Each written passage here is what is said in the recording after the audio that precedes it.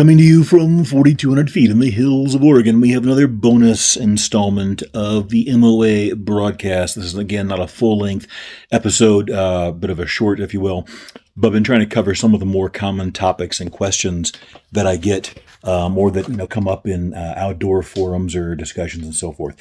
Today we're going to be talking about fire starting, and we're not going to get into the mechanics of actually starting a fire, but rather the tools that you use to do it. Now, and again, this is not a new conversation. This has been had many times over the years. You should never have just one method, though, in my opinion, especially if you're going to be in the wilderness. You should have multiple different ways to start a fire, especially given the severity of your situation. These are called redundancies, obviously. There's the old saying, 2 is 1 and 1 is none. You never want to have just one way of doing something or one particular tool, especially when it's something as critical as starting a fire. Now, if you spend all your time in the city and going around town, you probably don't ever have this come up.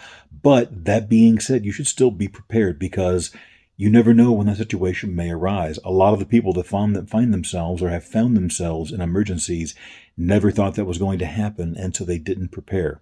How many people do you think wake up each day and think, I'm going to find myself in a life or death 72-hour survival situation in the snow or in the mountains or in the wilderness or on the water today? The vast majority, I would be surprised if anybody woke up and thought, that's probably what's going to happen to me today. That's just not usually how it goes. So anyway, before we get off on that tangent, the two primary methods we're talking about today, are really the primary method, is a ferro rod. That's short for ferrocerium rod. Now, for those of you not familiar, this is a unit that I manufacture. We'll try and get, but I'm not trying to sell anything today. That's a separate discussion. This is a hollow aluminum storage handle with a cap that comes off, so you got a watertight storage compartment, and there's a compass in the cap for rudimentary directionality and taking directions and such. And then we have a replaceable ferro rod. The screw comes out, the set screw, and you can replace the ferro rod if you ever wear it down. Now, why is a ferro rod so important? Well, unlike matches or a lighter, you can tell exactly how much life, I shouldn't say matches, you do obviously, but unlike a lighter, and some other methods of starting a fire, you can tell exactly how much life you have left in your ferro rod by looking at the size of it, the condition of it, and so forth.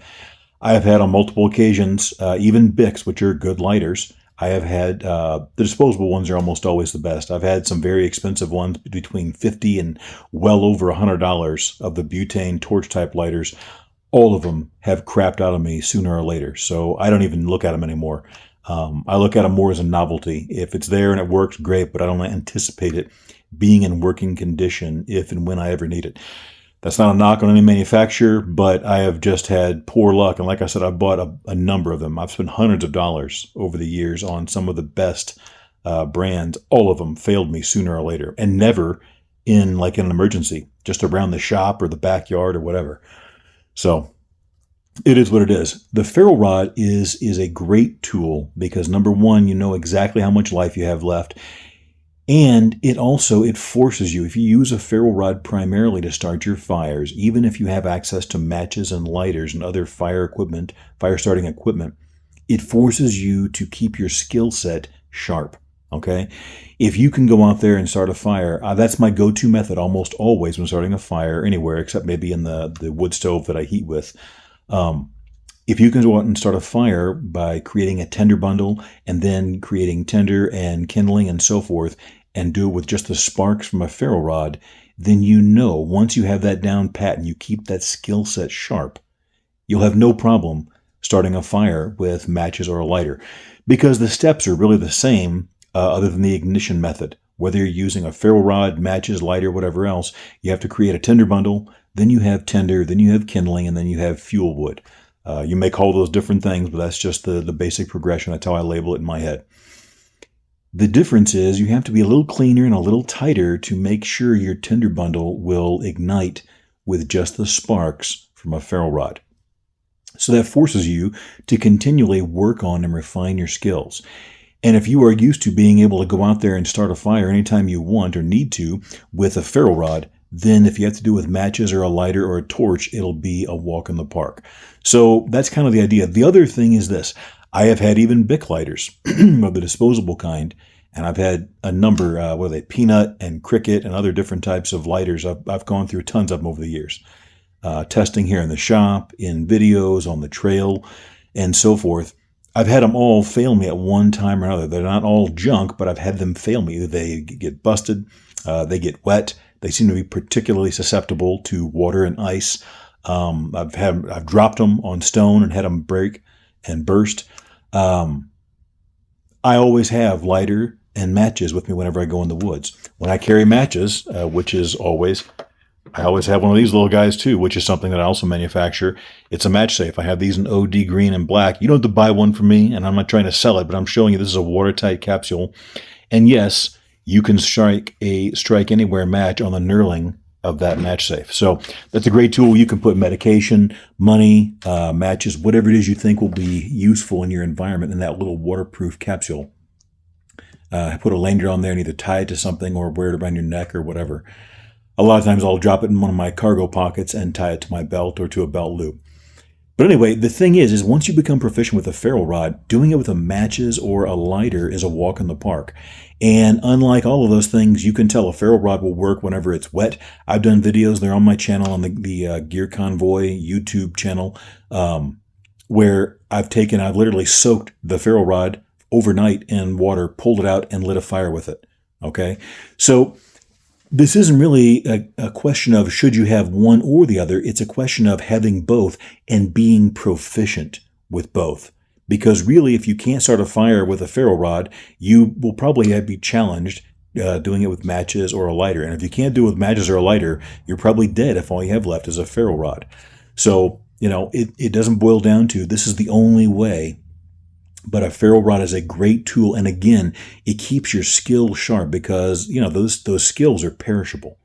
If you only pull out those skills once or twice a year when you go camping or hiking or you do the family barbecue in the backyard or whatever it is, you are going to get weak and you're going to rely on having things like lighter fluid, things like having newspaper or cardboard and so forth. If you ever find yourself in an emergency situation, you are going to be in real trouble because out in the woods, you're not going to have newspaper. You're not going to have a torch.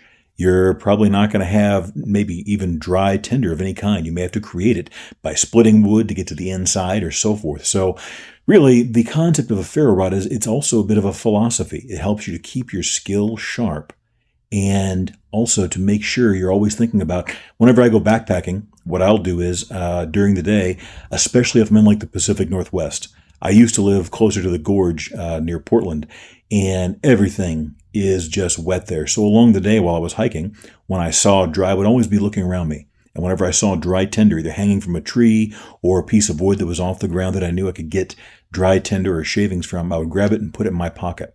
That helped to dry it out even further. And then whenever I got to camp at the end of the day, I had a ready supply of wood or dry tinder that I could use to get my fire going. But that's the point. We get really sloppy when we don't use our skills and survive by our skills, so they're perishable, and then when we find that we need them, we're in trouble. On my radio broadcast, the MOA broadcast, the show, I talk every week almost about people that die in the wilderness because they weren't prepared or they just got sloppy, whatever the case may be. And you would be surprised, I share probably 20, 30 or more stories a year of things like that happen. There are dozens, if not more, that I read through that are where people are either die or they have to get rescued. And a lot of them share a similar theme. The simplest things trip people up. And in a lot of cases, exposure is one of the biggest killers. Falls and exposure are two of the biggest killers in the wilderness. And a lot of people that go out there, they'll even have the right tools and gear and equipment to get a fire going, to build shelter and so forth, but they don't know how to use it. So just as important as making your choice is practice with it. And that to me is where the superiority of the ferro rod comes in, because if you can go out there, and I've got videos on my channel where I do, and I'm not trying to brag, I'm just saying this is the point, is I'm trying to practice what I preach. And I've gone out there and started fires in the rain. I've started fires with materials I pulled out of a 5-gallon bucket of water. The knife, the wood, and the ferro rod or whatever else have been soaking in water. And the point is, it forces you to practice, and then you also know what's going to go wrong. If you know what's going to go wrong, you can anticipate on how to do the job right. And that's really what it all boils down to. So it's not just a question of ferro rod or matches or lighter. Bring all three. I do. I have matches in my little match safe, and I'll have a ferro rod, and I'll have one or two little mini Bic disposable lighters, one of which I'll keep in a little Ziploc bag, along with some cotton balls or some jute twine that's been soaked in wax. And that way, if I do fall in the water, which has happened, you have a completely dry source of tinder and your fire starting stuff ready to go. So there you go, something to think about, and hopefully gave you some information you may or may not have had or stimulated your thinking. All right, that's going to do it for this one. Stay safe out there, folks.